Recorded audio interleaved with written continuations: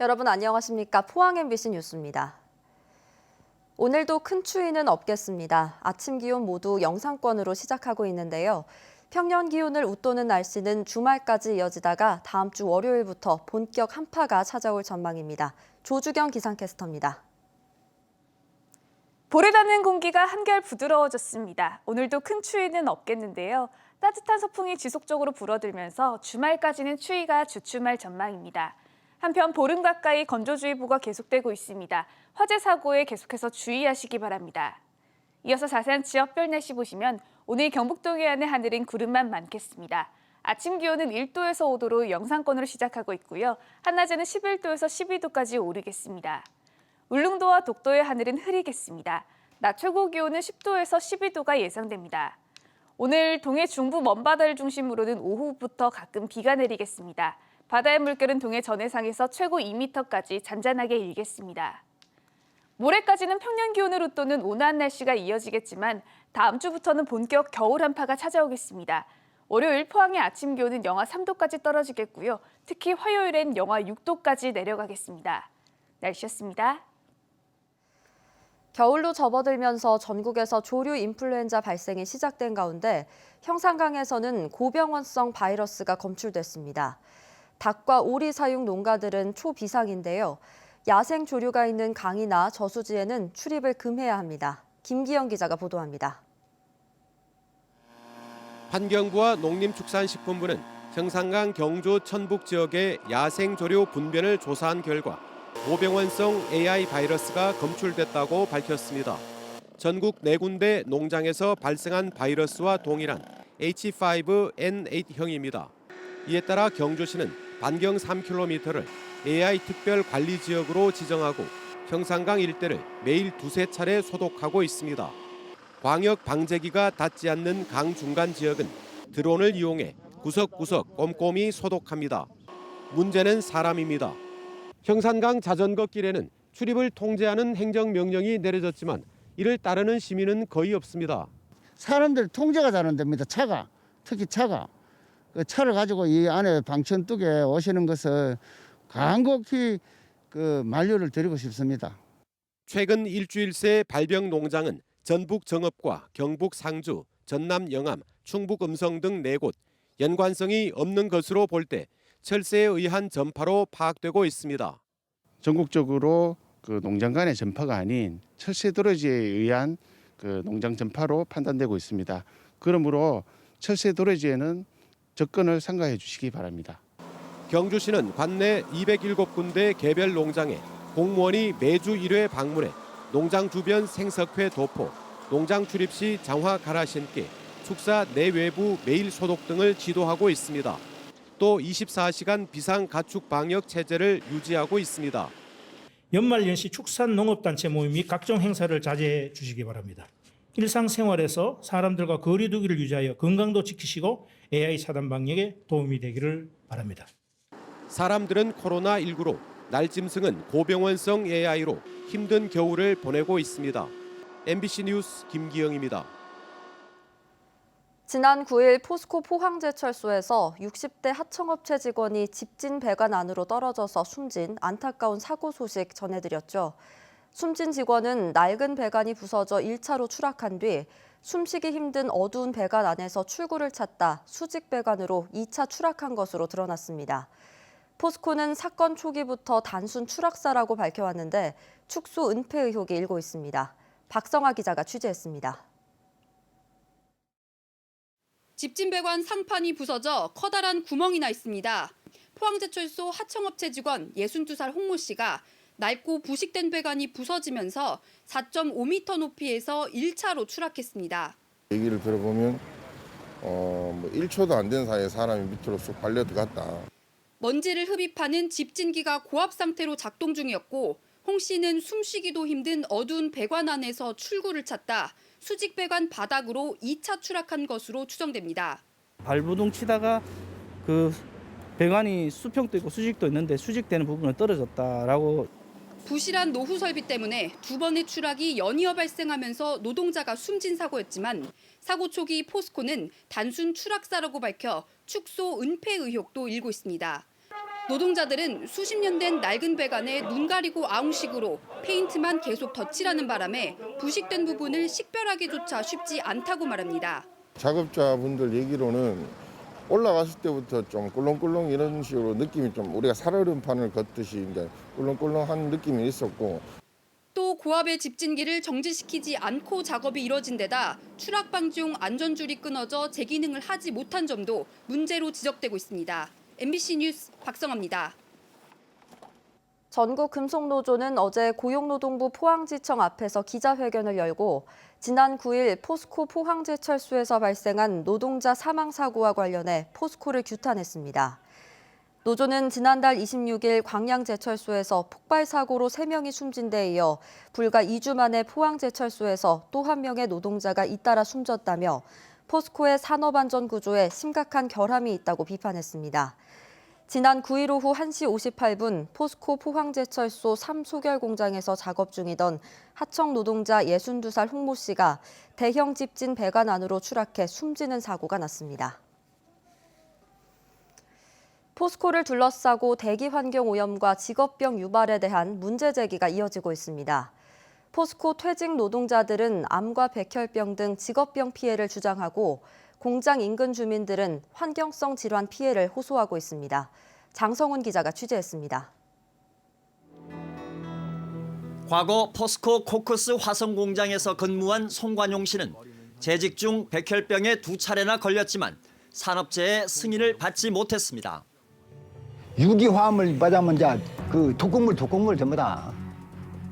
거기에 배울 때는 벤젠 필름 같은 다 나오는데 그걸 다 받고 있으니 그게 유기독성 물질이죠. PAH뿐만 아니라 온갖 다양한 유기독성 물질이 배출이 되는데 그런 물질들이 특히 이제 백혈병이라든가 암 그런 다양한 질환과 연결이 되는 거죠.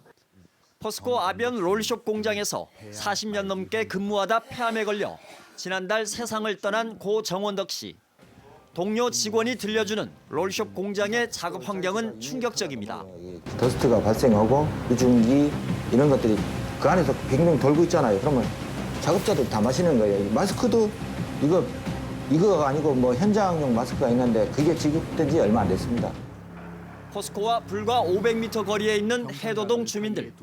오랜 기간 정체불명의 분진이 날아와 암 환자가 속출하고 있다고 주장합니다. 우리 아저씨도 포스코 15년 됩니다. 대장암으로 돌아가셨어요.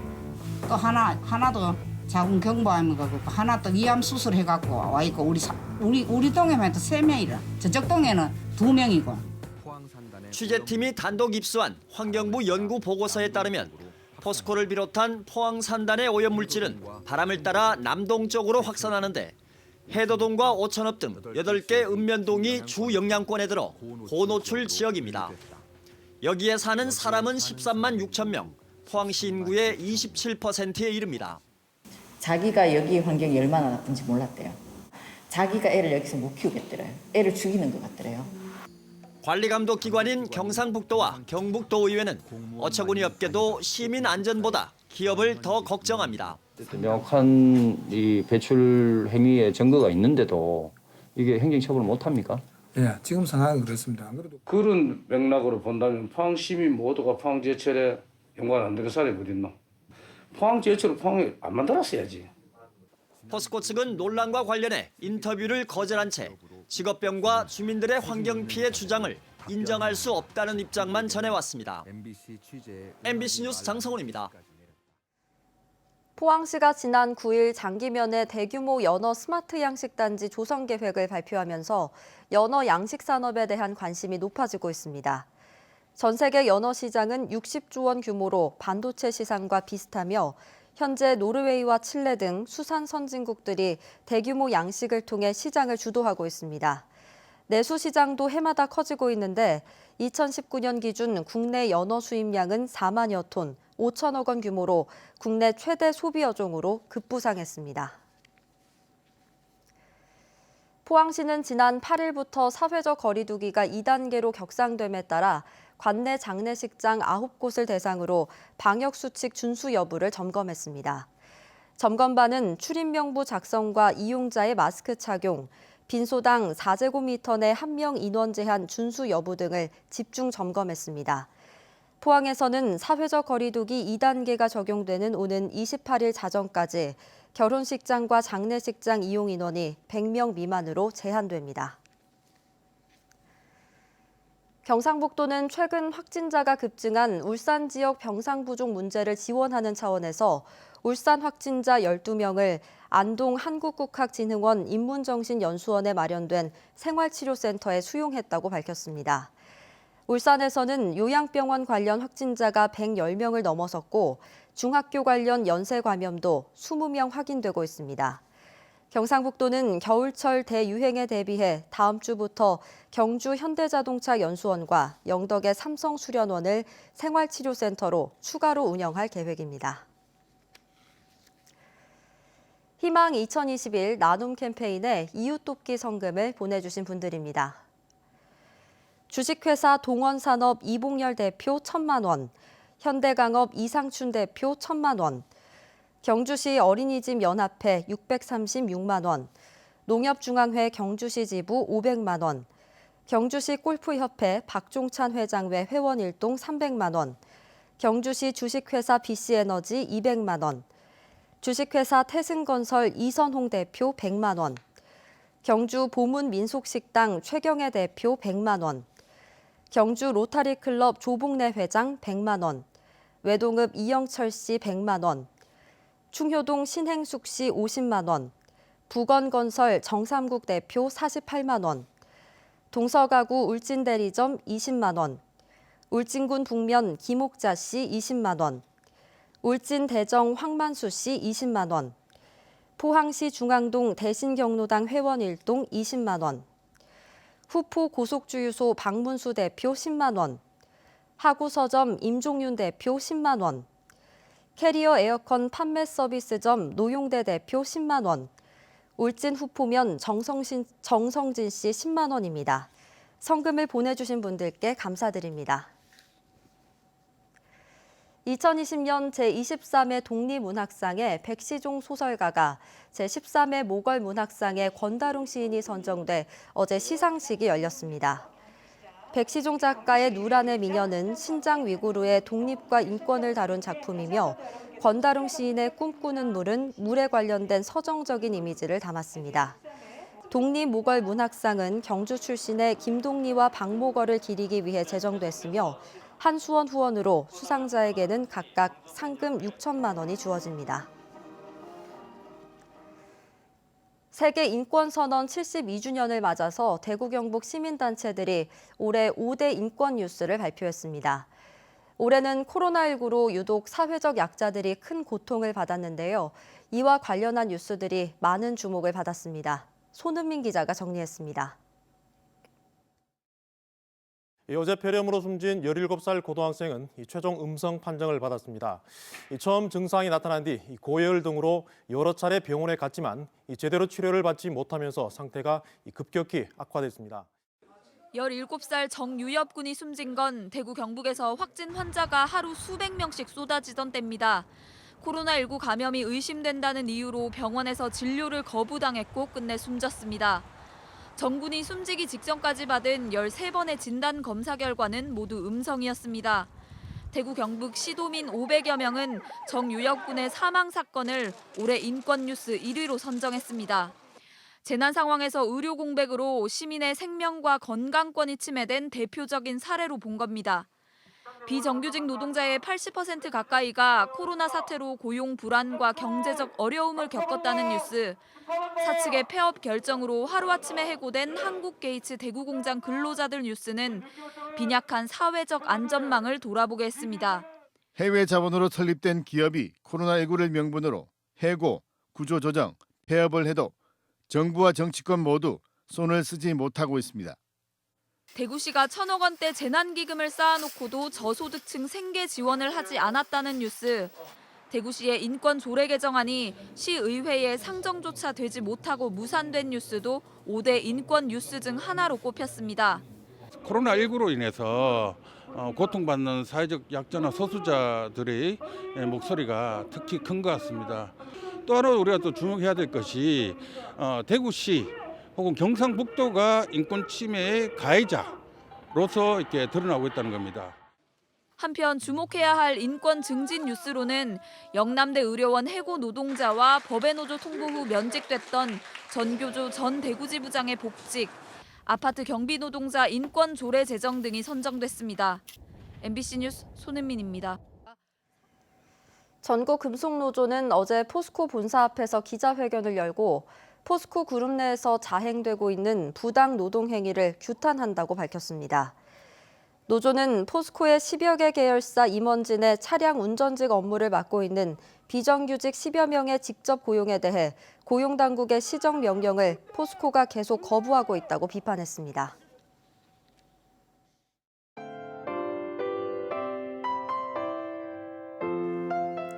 볼을 닿는 공기가 한결 부드러워졌습니다. 오늘도 큰 추위는 없겠는데요.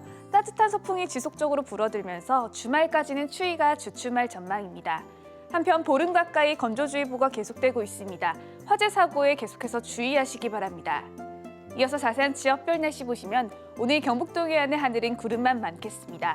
아침 기온은 1도에서 5도로 영상권으로 시작하고 있고요. 한낮에는 11도에서 12도까지 오르겠습니다. 울릉도와 독도의 하늘은 흐리겠습니다.